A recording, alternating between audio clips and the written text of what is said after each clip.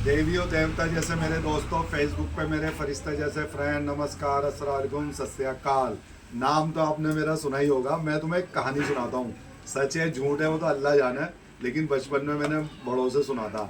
एक गांव में 5 भाई रहते थे और 4 की शादी हो गई थी, एक की शादी हुई नहीं थी। वो सुबह पहलवानी करता, अखाड़े में कराटे सिखाता, फिर पहलवानी करता और दिन भर सोता और रात को घोड़ा लेके पूरे गांव में चक्कर लगाता था।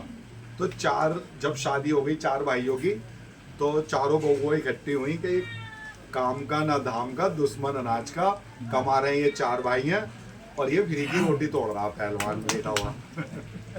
तो उन्होंने कि क्या करा, तो 4 भाइयों ने प्लान बनाया कि इसे जहर दे देते हैं, जान से मार देते हैं। तो उसकी एक माँ थी, बाप था नहीं। तो जब माँ ने सुना कि भाई तुम एक काम करो, ये जो तुम कारोबार कर रहे हो, लोग जो तुम डर रहे हैं ये पहलवान की वजह से डर रहे हैं, वरना तुमसे कोई नहीं डरता। तो वो बोले नहीं नहीं, हमसे भी लोग डरते हैं और हमारा भी रुतबा है, हम जमींदार हैं और मालदार हैं, लोग हमसे डरते हैं, क्या ऐसा नहीं है। तो वो 4 भाई माने नहीं कि हम तो इसे जहर देंगे। तो उन्होंने कहा तुम एक काम करो, मारने से अच्छा है कि मैं इसे बिस्तर पर डाल देती हूँ, ये बिस्तर से उठेगा ही नहीं। कह रहे कैसा है, मैं कर लूँगी, वो तुम जाने दो। तो पहलवान एक दिन सो रहा था, तो माँ ने उसके मुंह पे चप्पल ही चप्पल मारी। सांप घुस गया, सांप घुस गया। पहलवान उठ गया कि भाई क्या हुआ माँ, कि बेटा तेरे मुंह में सांप घुस गया।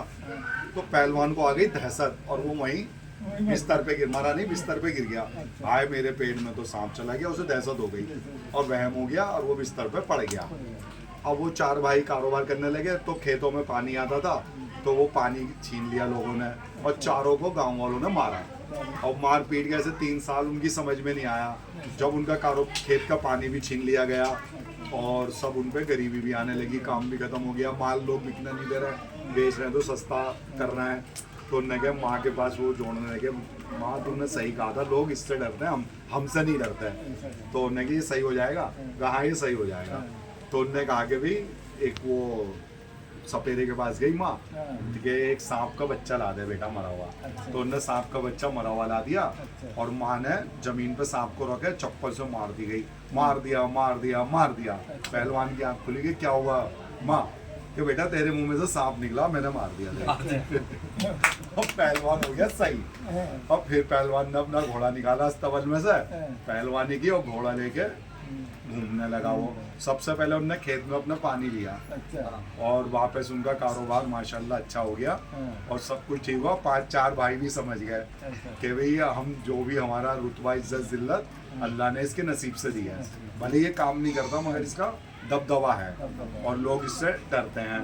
तो एक वाक्य और हुआ था, एक पुलिस वाला डायरेक्ट घर में घुस गया था। तो उसने उस पहलवान ने उस जमाने में एसपी होता था, एसएसपी नहीं होता था, सिर्फ एसपी होता था।